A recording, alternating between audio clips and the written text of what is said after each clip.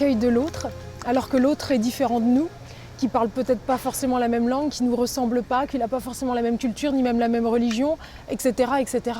C'est pas facile, c'est compliqué. C'est déjà pas facile entre nous, quand on se ressemble. Alors évidemment, avec celui qui vient du lointain, c'est encore plus compliqué. Et en même temps, ce challenge-là peut être une grande chance.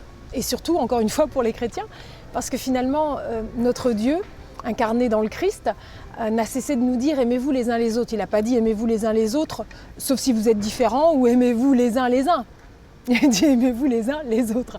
Et c'est ça qui est compliqué, hein. Et si on fait « aimez-vous les uns les uns », il y en a qui disent « ça rend zinzin ». Et je trouve ça génial.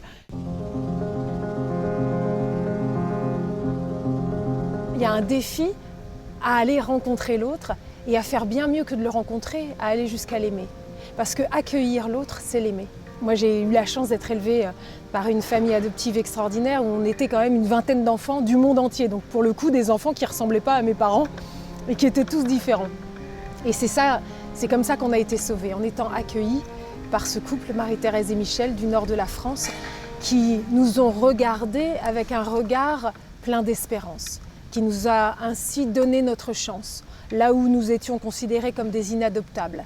Donc ça sonnait comme une sentence, une condamnation, c'était déjà foutu pour nous, aussi petits qu'on était. Et ma mère a coutume de dire que le mot accueil et le mot amour, c'est la même chose. Donc vous voyez bien que ça se joue là, quoi.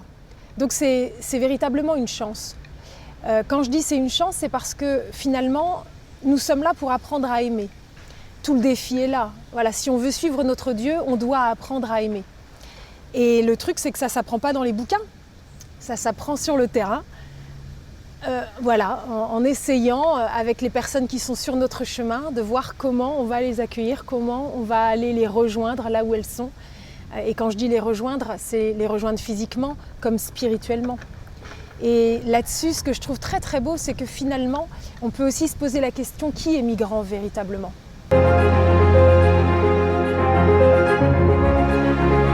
Avec le projet Imagine, je fais des films, je réalise des films sur des héros du monde entier, des gens qui font des choses formidables. Et là, je suis en train de finir un film sur Jean Vanier, le fondateur de l'Arche. Si c'est pas un saint homme, je sais pas ce que c'est. Et il y a le père Rafik, qui est un père chrétien d'Orient, qui à un moment parle dans le film et il dit une phrase extraordinaire. Il dit que la vie est un exode. L'exode, c'est de sortir de soi pour aller à la rencontre de l'autre. C'est extraordinaire. Donc on a chacun, chacune à faire cet exode pour aller à la rencontre de l'autre. Alors évidemment, le vrai ennemi dans tout ça, dans toute cette histoire, c'est la peur. Mais c'est l'ennemi pour tout en fait. À chaque fois qu'on doit aller plus loin que ce qu'on a l'habitude de faire, ça nous fait peur. Et la peur empêche d'aimer. Donc c'est toujours le défi. Or nous sommes chrétiens, donc nous sommes censés vivre dans la foi et pas dans la peur, pas sous le régime de la peur. Quand on est sous le régime de la peur, de la terreur, on ne réfléchit pas normalement, on ne réagit pas normalement.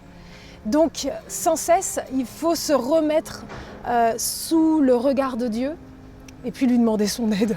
Dire « help », là je ne sais pas si je vais y arriver, ça me fout les jetons quoi. Voilà, je viens de voir qu'il y a cette personne qui arrive du lointain, elle est souffrante, elle a dû tout abandonner, ce qui est énorme, une épreuve énorme. Comment moi je peux l'aider, et alors que j'ai peur que ça vienne bouleverser ma vie. Et en fait, c'est encore une fois une invitation à la grande aventure. Parce que la grande aventure, c'est évidemment pas le confort. C'est d'avoir une vie bien bouleversée. C'est pas facile, mais qui va être intense. Et nous rêvons tous d'une vie intense. Et la vraie vie intense, elle se vit que dans l'amour, encore une fois. Et l'amour, c'est un défi de chaque jour. Donc allons-y, la grande aventure nous attend. La grande aventure, c'est pour les migrants et c'est pour nous qui pouvons les accueillir.